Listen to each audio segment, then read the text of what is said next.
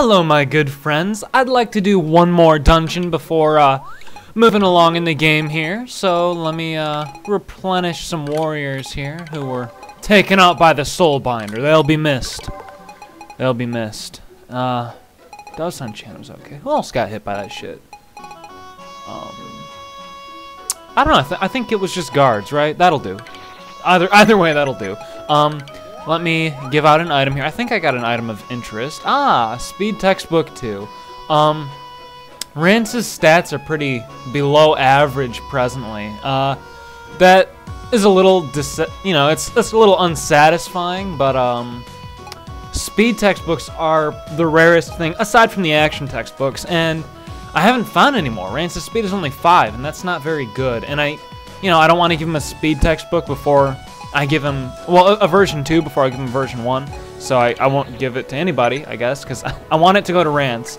I'll do the dungeon here in the Tenshi Sex territory. It's likely going to be a very easy dungeon. That's why I'm headed there. Let's see, I need a 3. Kasumi, there we go. We'll discover this one. No doubt in my mind that several dungeons immediately closed upon sill freezing. By the looks of it, Cats is required for this one.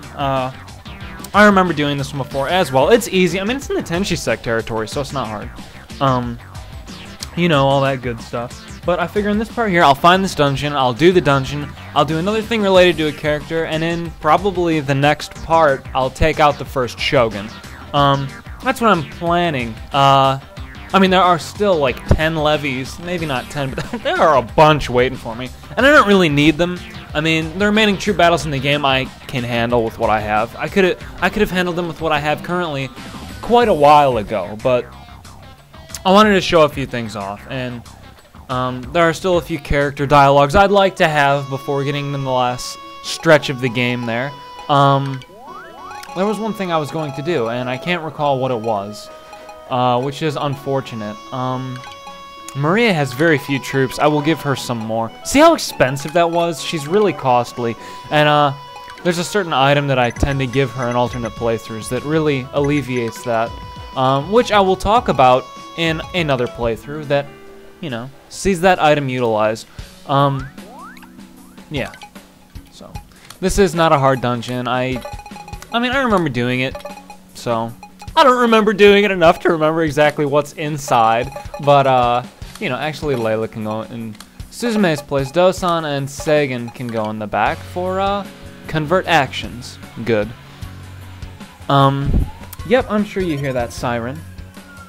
I'll let it go by. Someone got hurt, you know how it goes. I'm surprised it's taken that long for one to get into one of my videos. I live on a street and 2 to 3 police cars / ambulances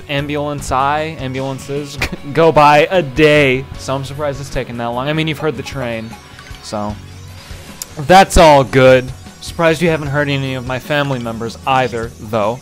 That's remarkable. I've edited a few of those interventions out because that's bothersome. As far as the discussion in this dungeon goes, I should have given it some thought beforehand, right? Well, I'd like to keep it related to Sengoku Rance this time around. So I guess I can discuss why I like certain routes over others. I mean, I mentioned briefly in a part previously that Uesugi Kenshin's route is the only one that feels like a true alternate route, and that's mostly because Ran's can be really short. You can blow through Ran's route really fast if you want to. And Isoroku's route ends immediately. Like, it's really surprising how quickly it ends, and you don't trigger its ending. Its ending is triggered by something else. It caught me off guard, but thank goodness the story elements in Isoroku's route are amazing. It feels really intense at the end, and if it didn't have that intensity, I would have been pissed off because it ends so awkwardly.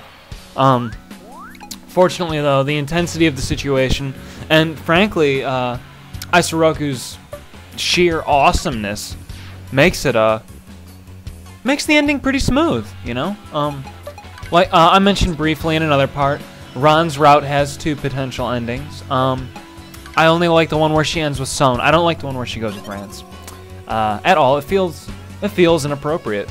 so I dislike it. That's really all there for that.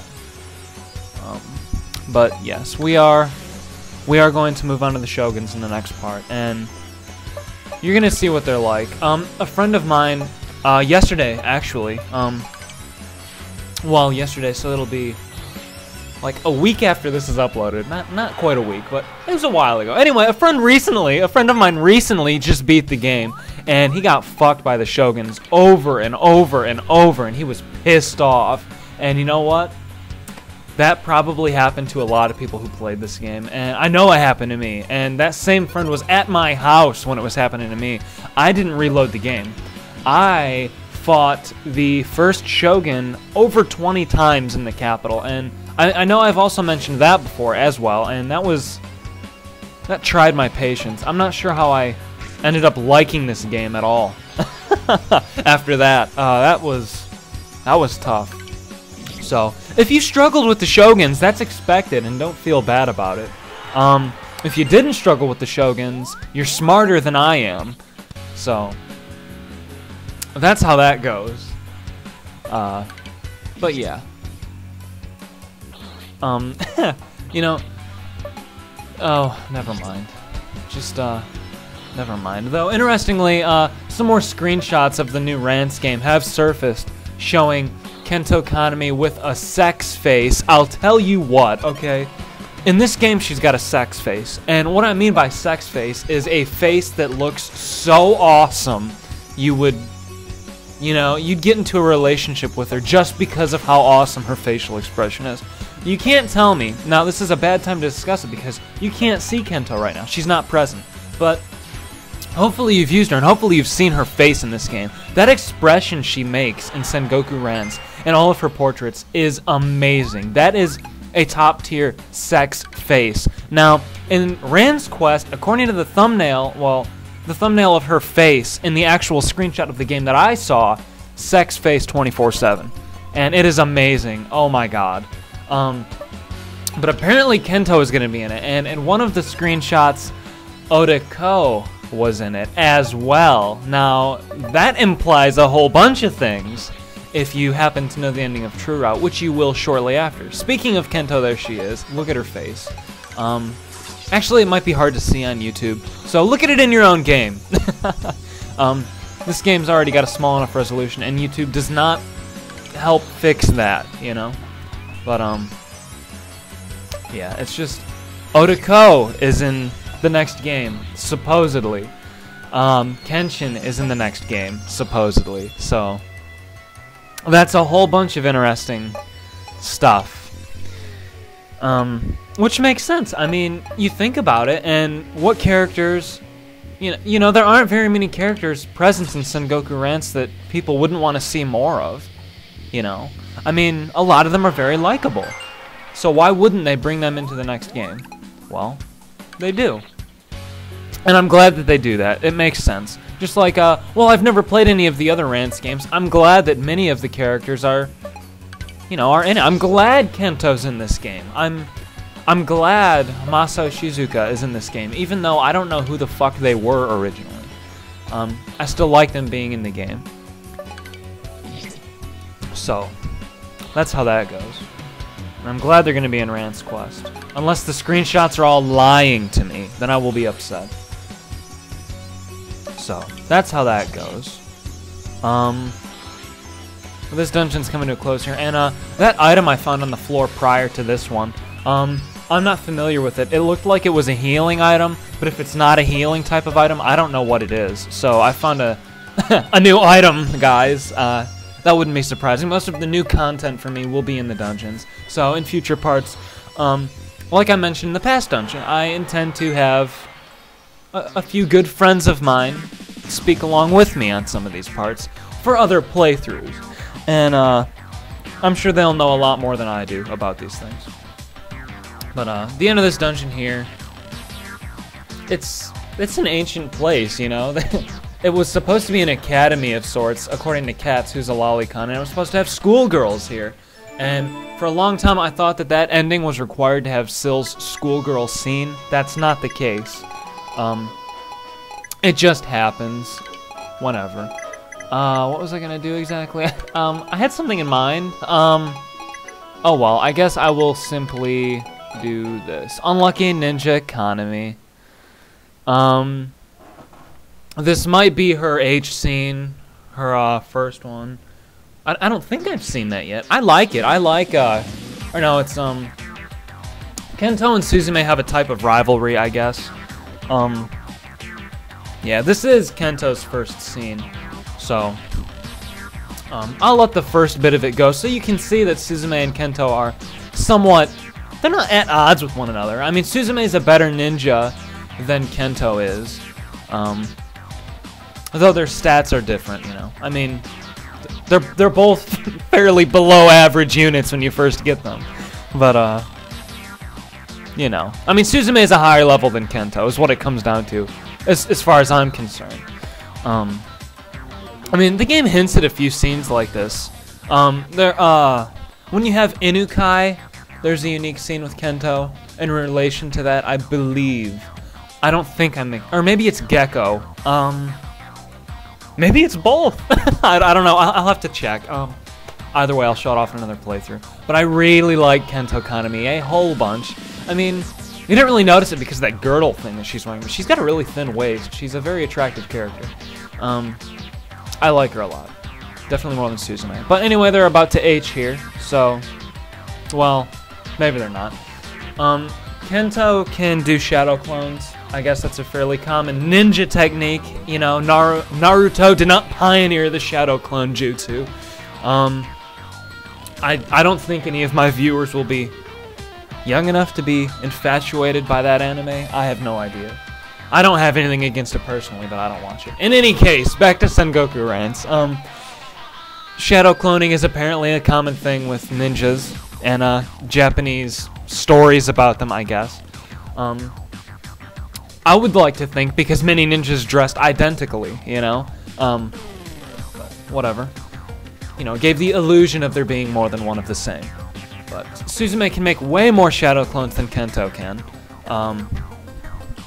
Yeah, that's really it. And it's showing that here. I don't actually know where this scene falls in relation to Kento's character clear. I know it's not required for Suzume's. You don't have to get Kento to get Suzume's anything, you know. But there are interactions with them. And there are something interesting. There is a certain ninja in Dokuganryu, and you have to have either Kento Kanami or Suzume present to capture that particular yokai girl, which is an indicator to me that they're both very skilled ninjas, Kento and Suzume both, despite what's being shown in this scene here. But her scene's coming up, so I'll go ahead and skip it. I like the scene, honestly. I like what Kento's wearing. It's cute. It's funny. Giving her an attack boost. Yeah, it's Kento's. I mean, you can consider her other H scene if you want an H scene. It's scat, kind of. I mean, she just, like I said before, she pisses herself in front of a scary situation, and it's not really an H scene from my perspective. It's just a very humorous scene. But it's sexually explicit, I suppose, so you could count it as an H scene, and I guess I would. But that's her only other one in the game, aside from the one that I just experienced there, and it's okay. It's an okay scene. Great, loads of bongo drums, and they're both in the front by the guard. Holy shit! Okay, here's how this is gonna go down. A lot of the same people as usual. Hey, I always deploy the same guys. Sunny May and you know what? That's fine because their front row is the two bongos. They have two bongos in the front row, so this is a fine deployment. Normally this would be trouble for me. Yeah, do this because Son is going to go up next, and I want him to one-shot one of these things. 10% redirection never works, so. And you can see Kento. She's strong. She's strong. I want her to be stronger, and I regret having not made her so, but oh well. And now that both of the bongo drums are at low health, you still get to watch their cool attack. Oh well! hope you enjoy it. Yep. I don't know. I mean, it shows that they're like throwing lightning or whatever, but I still like to think those orbs that are around them, those are what are being cast into my troops, and those orbs are then exploding. That's what I see it as. I don't actually know. I mean, it shows that they're shooting down lightning, but I mean, what the fuck, you know? I don't know. They aren't the only unit that can do an AoE instantaneously like that, but they're one of them. Omachi, one of the yokai women, she can do an instantaneous AoE like that hits everybody, but it's a lot weaker than her prepared one. You'll see more of her in another playthrough. She's a real pain. Oh, fuck. Just, I don't care. Maria, I don't care what you do right now. While I just use Maria, I'd like to mention something, and it's not really a mention, it's more of a question. A friend of mine said that Maria always does maybe it wasn't 2 times. Always does damage equal to her troop size, or something like that. And I tried it out, and he tried it out. I noticed that that wasn't the case. Maria didn't do damage equal to her troop size. But my friend noticed that on occasion she still did. And there's definitely a unique mechanic tied to Maria's offense. You know, she's not like an archer. She's not a basic unit when she attacks. I don't know what that trait is, but I do know that when she gets to a certain size, the amount of damage she does, like, declines tremendously. I don't know why I attack that guy. I don't know why I do these stupid things. But, yeah, Maria, like, she just stops gaining power once you get her high enough. Comparatively, a 9999 Maria would do, you know, it's just less damage per troop than a 1000 Maria. Something like that, you know? That's such a bad way to explain it. I'm not sure what I mean exactly, but I know that she has a unique mechanic that I can't explain properly, and I'm not sure what it is. So, if you know anything about it, please let me know. I mean, I've mentioned it before with muskets and archers. They surely have something unique based on their troop size and their opponents. So, and this is actually really interesting, this scene here. When you have Notori and Son, I think they talk about Orochi. Which is important because, you know, they're both interested in stopping it. Orochi is, of course, it's a folklorish kind of thing for Japan.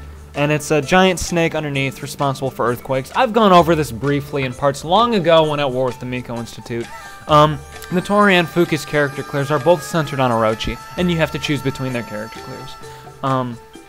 You must sacrifice Fuka to Orochi to, you know, make Notori happy. I believe. I've never done it myself, as I've also said.